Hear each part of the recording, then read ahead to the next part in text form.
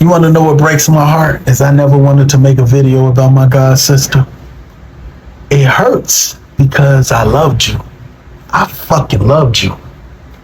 You weren't just my mother's friend. You were the woman she called goddaughter. Goddaughter. You were around my mother almost every day. You knew her fears, her finances, and things many others didn't. That's why I held you to a higher standard. Screenshot 1. My mother warned you that Tony repeatedly stepped on her oxygen cord. I mean, you knew her concerns. You knew her concern. You been knew her concerns. After my mother passed, you called Tony and repeated this claim that she choked on vomit. But the autopsy documented no vomit in her trachea. That should have raised questions. You told me I had great intuition and instincts. Privately, you acknowledged my concerns. You asked me to remove my video because they could affect future prosecution. Then everything changed. At the mall, you showed me evidence on your phone. I saw it.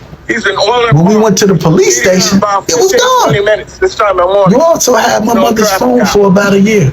Later, I was told the videos from both phones were gone. Tony, he deleted them from your phone and my mother's phone. And I don't believe your explanation. I think you lying.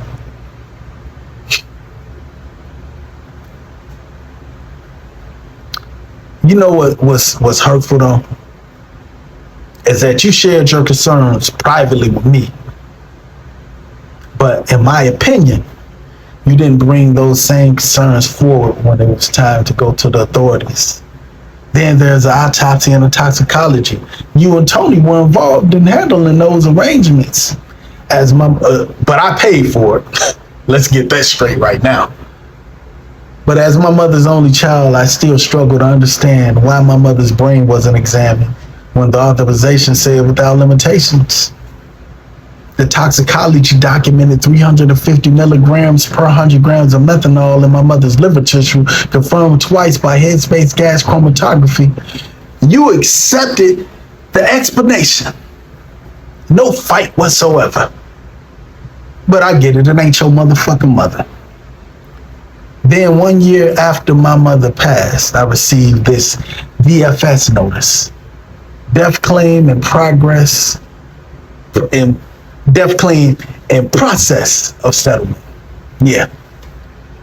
And then in May of 2025, death claim, death benefit previously paid. You moved to Texas soon after. Now I ain't gonna lie. I'm not gonna lie.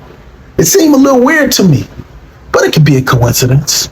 Just like my mother's brain not being examined on autopsy, just like the coincidence of her toxicology that came out to 350 milligrams per 100 grams of methanol and positive findings confirmed twice by headspace gas chromatography. That could be a coincidence too. Whatever the policy is called, since you want to get technical, someone received a death benefit.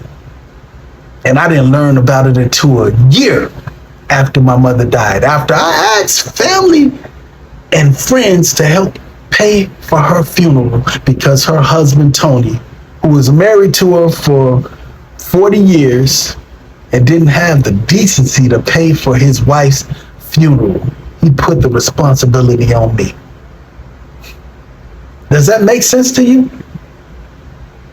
You think my mother wanted her son and her goddaughter, who she hadn't known her whole life, to take care of her funeral arrangements when her husband worked for the railroad for almost 30 years? He actually signed a waiver and waived off his rights to escape responsibility. You talk about a coward. See, this was never about money. It's about honesty. It's about my mother. I loved you like family. I just wish you had stood beside me the way I would have stood beside you. Justice for Barbara Brantley Stewart.